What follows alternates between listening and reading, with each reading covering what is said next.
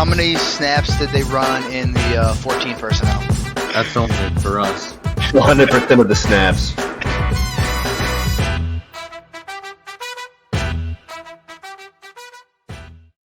Welcome into 14P Fantasy. Today we are talking start sit for 6 wide receivers in week 9. I am your host, Justin Wright. Before we get into it, make sure to subscribe to the YouTube, like the video, and give us a follow over on Twitter. You got the handle in the top corner, that corner, and then below at Justin_14P. All right, guys, let's get into it. We got 6 names here. Number 1 on the list, Jakobi Meyers versus Carolina. And this is a sit for me. I mean, I think it's fairly obvious. Of the last 4 weeks, though, Carolina really hasn't been the juggernaut, we quote unquote saw in the beginning of the season. Right now, they're 15th most difficult matchup over the last month.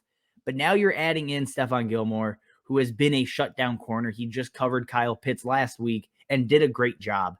So it's not an ideal situation. You have AJ Bouye in the slot, who is not amazing. But again, the rest of the secondary should be able to make up for those deficits and really shut down Jakobi Meyers. I'm not extremely excited about the Patriots offense to begin with. And again, Jakobi Meyers is still yet to score a touchdown. Could it be this week? Absolutely. If you want to take a shot on that, I don't blame you.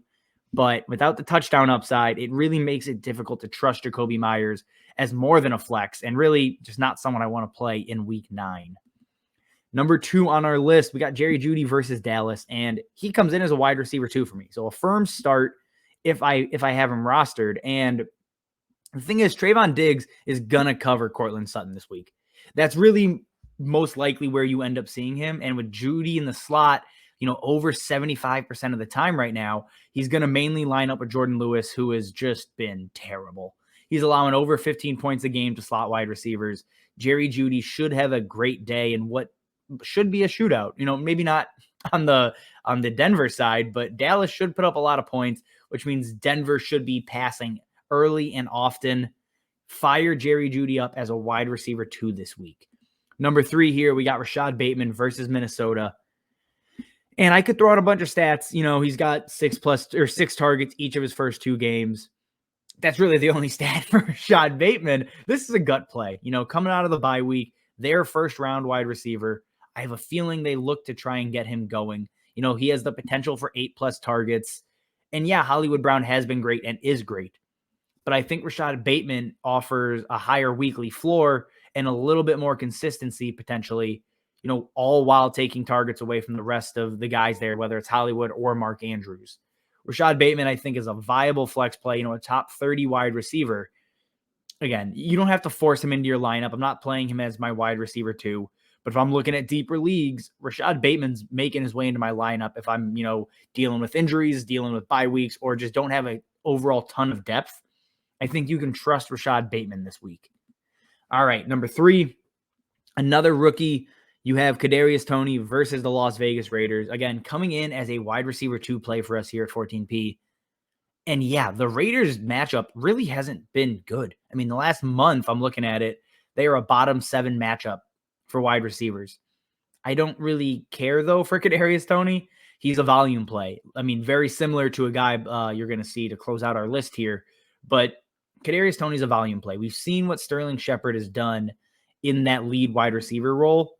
And now that falls onto Kadarius Toney. Shepard's most likely not going to play if he hasn't already been rolled out. We don't know much about Kenny Galladay's status. Saquon Barkley's now on the COVID list. It's Toney and Evan Ingram. And I don't trust Evan Ingram, so that means it's got to be Kadarius Toney. And the Raiders are playing great football without John Gruden. I trust Kadarius Toney to bounce back. Do I think he is a superstar? No, I don't. But I think he's good enough that you can trust him in this matchup against the Raiders in week 9. All right, Allen Robinson. This is a quick one. Don't play Allen Robinson. He's been terrible. He's like he's outside of the top, 60 wide receivers in points per game right now. This is just like an obligatory don't do it. You should honestly cut Allen Robinson. Go check out the cut Allen Robinson video that we posted yesterday. But you can't play Allen Robinson. I don't really care how bad or good Pittsburgh has been. It doesn't matter. Allen Robinson should not be anywhere near your lineups, and he probably shouldn't even be on your bench at this point. And to close us out, we have Marvin Jones versus the Buffalo Bills, and he comes in as a flex play. This is tough because the matchup is terrible. It's been a little bit better over the last month for wide receivers. Their 12th most difficult matchup over the last month. Still just a freakish defense everywhere. Even Taron Johnson, the probably worst slot corner in the NFL, has had a great year. So why are we suggesting Marvin Jones as a flex play? It's a volume thing. I mean, that's really what it comes down to. Very similar to Kadarius Toney, but, obviously Kadarius Toney doesn't have to contend with, Tre'Davious White and whoever else is in that secondary. But Marvin Jones is a big guy who is usually a good bet for a touchdown. If he finds the end zone, he's going to pay off as a flex play. That's what you're banking on here. Again, I'm not forcing him into my lineups, but I do think he carries flex value in week 9. So he's absolutely someone to consider when you're looking to set your lineups. I know he's coming off of a tough week against Seattle in a good spot. So, why did you trust him against Buffalo in a bad spot? Fantasy football is weird sometimes. And Marvin Jones, I think, bounces back. A couple strings strung together, a couple bad games here, but I do think he's talented. He's the lead guy in this offense still.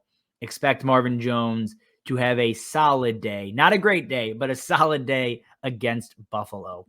All right, guys, that is all we have for you. Like we said up top, subscribe to the YouTube, drop a like or a comment. If you have questions on start sits, let us hear it. We'll answer as many as we can throughout the week. As always, catch me over on Twitter at Justin_14P. Thanks for watching, and we will see you next time. How many snaps did they run in the 14 personnel? That's only for us. 100% of the snaps.